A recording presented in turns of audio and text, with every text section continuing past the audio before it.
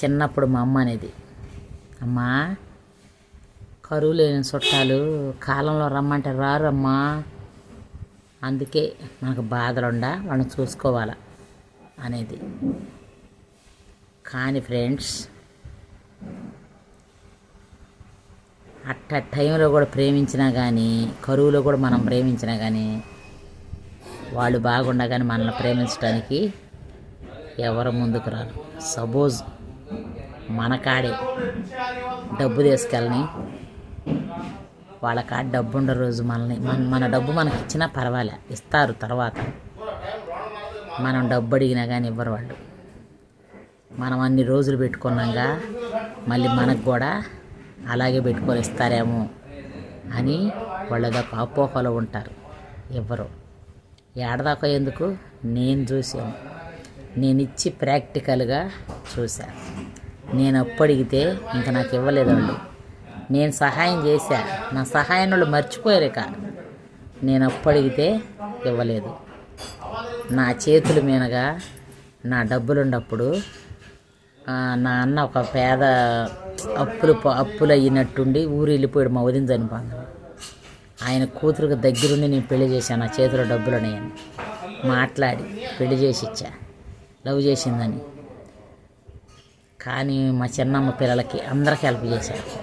నాకు అవసరం అయ్యేసరికే ఎవరు ఇలా, కనీసం నా అప్పచెల్లెలే ఇవ్వలేదు. నా తోడబుట్టిన తోడు కూడా, ఇదిగో నీకు నేను సహాయం చేస్తాను, ఒక 50,000 2 లక్షలు అడిగాను నేను వడ్డీకి ఇప్పిమని, ఊరికాడ 2 రూపీస్కి ఇంట్రెస్ట్కి ఇస్తారని ఈమన్నా.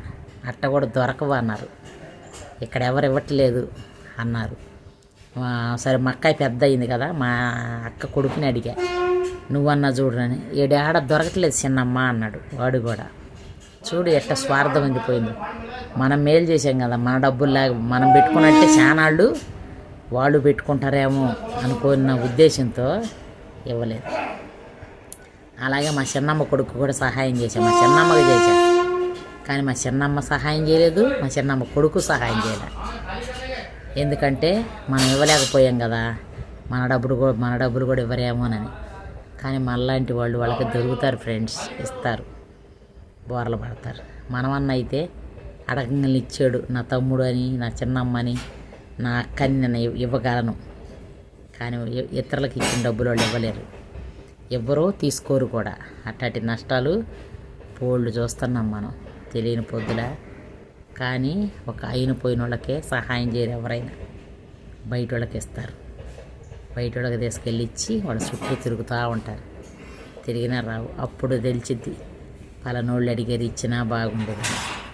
ఎవరైనా సరే, కనీసం నేను పెళ్లి చేసింది కూడా, నేను పెళ్లి చేశాను, దాన్ని అడిగినా కానీ బంగారం తెచ్చుకున్నది అంది.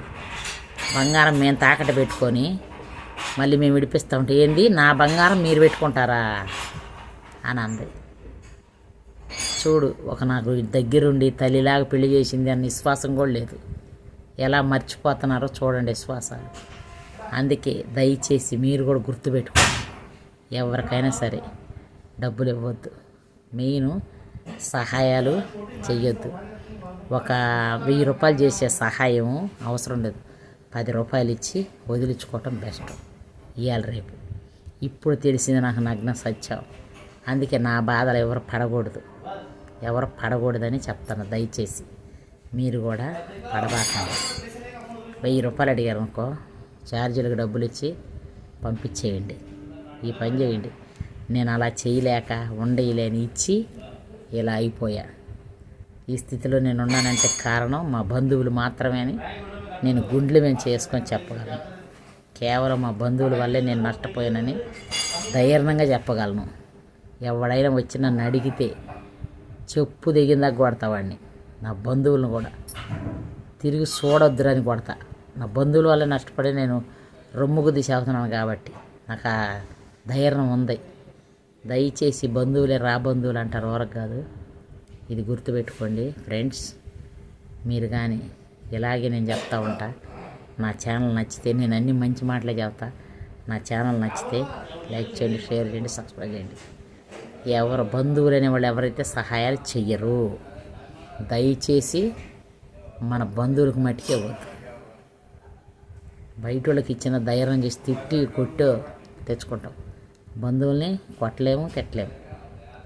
ప్రేమగా నటిస్తారు. వెళ్తాం కదా, రండి కాలేజీలు కడుక్కోండి, తినండి. ఏందమ్మా డబ్బులు ఇవ్వమా, ఏడకు పోతావు, ఆ డబ్బుల కోసమే వచ్చావా, ఉంటే కపురు చేసి వాళ్ళు ఏమో అని అంటారు. ఈ మాటలన్నీ వస్తాయి కానీ ఆ పిగిలి మట్టికి రావు. నిజం నిప్పులాగుండిద్ది. నమ్మండి నా మాట. ఓకేనా? నచ్చితే లైక్ చేయండి, షేర్ చేయండి. మొదటగా చూస్తున్న వాళ్ళైతే నా వీడియోని సబ్స్క్రైబ్ చేసుకోండి, కామెంట్ చేయండి, లైక్ చేయండి. బాయ్.